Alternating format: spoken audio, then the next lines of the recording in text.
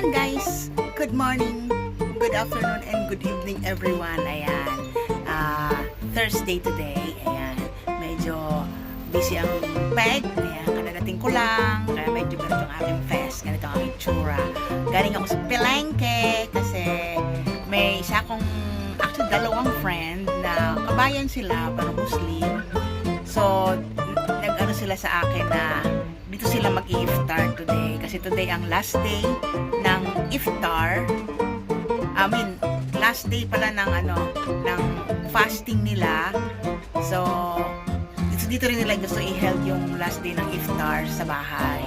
So sabi ko wala akong budget kasi nga diba wala akong racket for the whole Ramadan. So ayokong mag-celebrate actually kasi ang plano ko lang bukas sa birthday ko magsisimba lang ako, magpapasalamat yan po another year ng aking life in this world, ganon, na wishing for more challenges in life, I mean. Ready naman ako dyan, sanay na ako lang, gusto ko yung mga challenge na yan, wag lang yung tipong dadating ako sa point na yung bibigay na, wag naman sana, Lord, joke lang ha, yung very very light lang na challenge na alam mo naman kung ano lang yung capacity ko when it comes to challenge, ganon.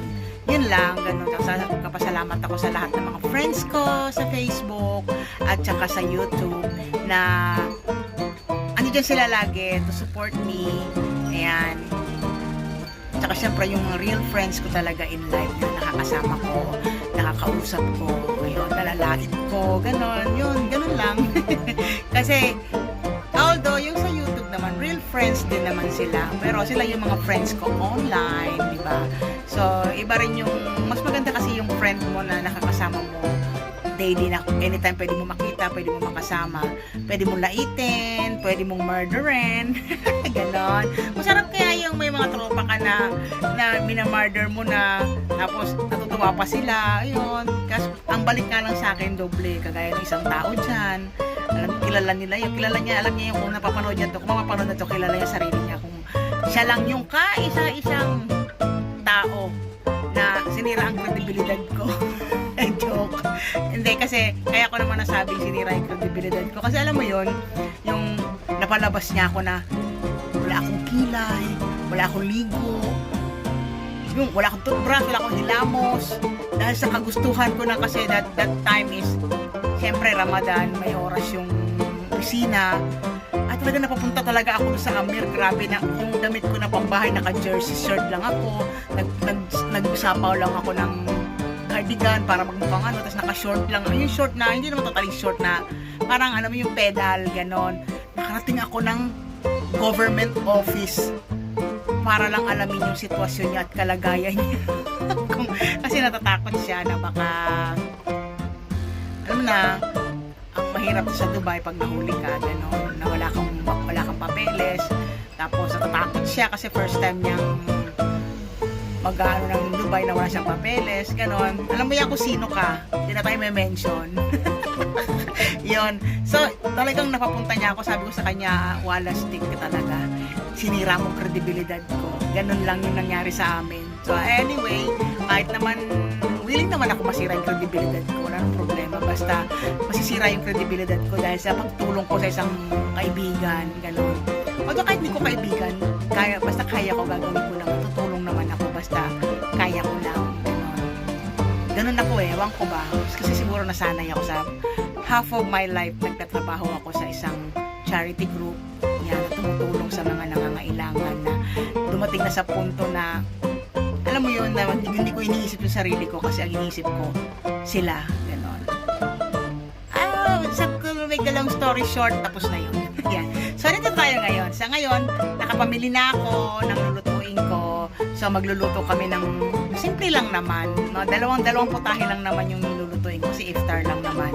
So, gusto lang niyang makabanding ako at makasama kasi it's been a while na hindi kami nagkikita. Miss na daw niya ako. So, sabi niya, libre na lang daw niya ako. So, siya yung nagbigay ng budget. So, bakit kinala ko sa kanya siya sa inyo mamaya later pagdating niya sa bahay. So, kaya ito, magluluto muna ako, mag-aayos ng konti ng lamesa namin na pag-ano, kailangan magkasya kami. Kasi, alam na, mamalit yung space natin. So, update you kwentuhan. Okay? Ayan guys, ito yung aming recipe for today. Kasi ang request niya, mag-aadobo daw kami. Manok, yung adobo ko style, paborito daw niya kasi. So, siya yung naghihiwa. Ako yung magtitimpla. Alright. Ayan guys, ito naman yung sa aming second recipe. Ang tilapia, pinaputok. Ayan. I-grill namin yan sa air fryer. O, diba? So, ongoing na yung adobo, pinalalambot pa. Yan. Let's see the finishing product, guys. Okay, guys. Ready na rin ang aming fruit and vegetable salad. Ayan, combination of apple, mango, carrots, and cucumber. With, of course, may tomato. Pero take note, guys. Meron pa akong incoming. Pag ongoing pa, may mangga pa. Meron kami mangga ilalagay. Ayan. Para malasa. Okay. Okay guys, ayan, isasalang na natin ang pinaputok na tilapia. Okay, preparation for iftar later sa aking mga bisita. Okay, let's start na. Ayan. Okay, 190 degrees siya. So, we put I think 40 minutes para maluto siya guys. So, we still have 37 minutes. Ayan, okay. Let's see. Oh, yan. Nakikita ka na. Nakamaroon ka. Tumingala ka sa langit.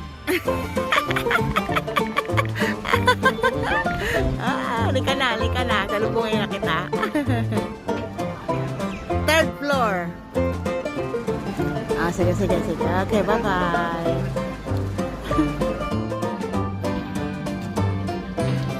Charan! Kamusta?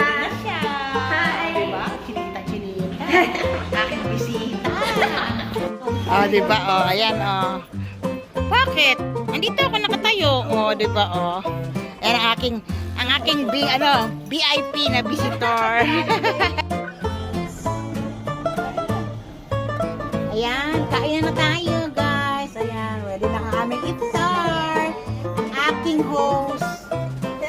For today. Blessing, amin. Happy birthday, ate. Long life. Successful life.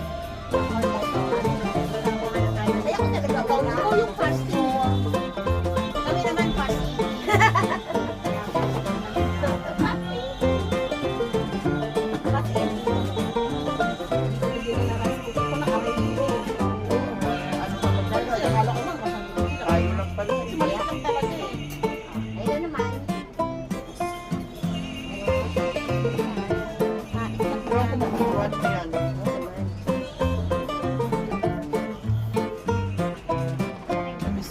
Ayan, Anong masasabi mo sa salad? Delicious! Talaga.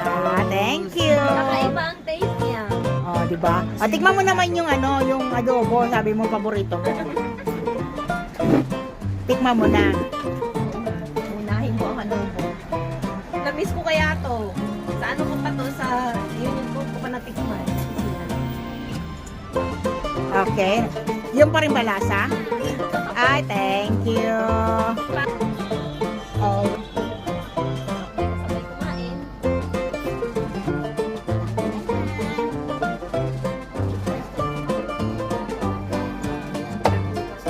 Kaya prutas niya ka. May mangga, may apple, may cucumber. Made for you lang yan.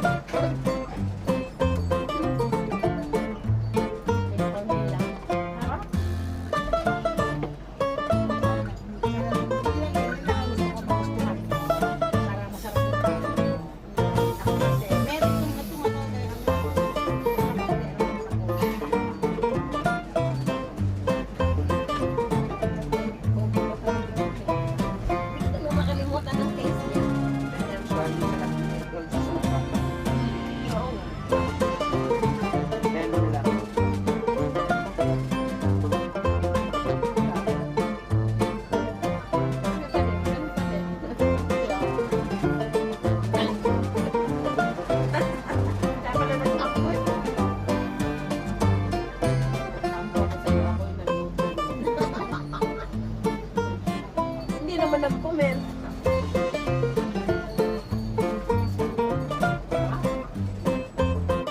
Okay guys, ayan, ito na kami sa Burjuman Metro. Ihahatid na namin siya. Sasakay na siya ng bus pa uwi. Ayan. Thank you, Mami G. Ayan. Sige, ikaw tumingin dyan ang anong oras yung bus kami. Maghahanap ako sa unahan. Ayan. Anong titingnan niya? Yung bus timing. Ah, Para makaano tayo kung ano ng bus mo. So, dito kami sa Burjuman Mall. Pupunta kami ng bus station. Ayan o.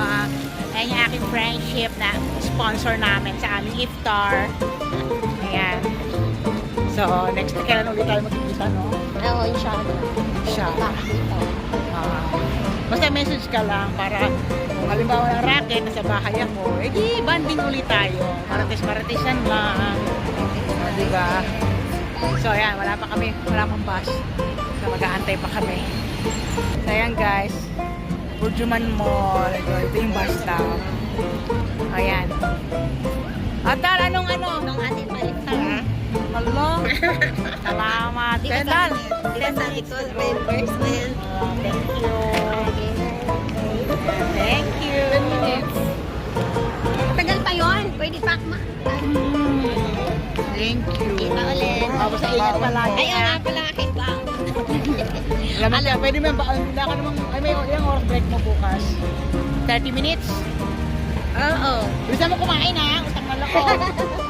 Hindi lang po kumalutang na loob. Ayan, nahatid na namin. Ayun na siya, paalis na siya. So, pauwi na kami. So, end of the day na ulit tayo guys. Till next meet up na naman kami ni Mami G. So, ito, pauwi na kami back to normal life. Eid Mubarak guys. Bye-bye. Eid Mubarak. Good night guys. Till next time, Nora Perez Channel signing off.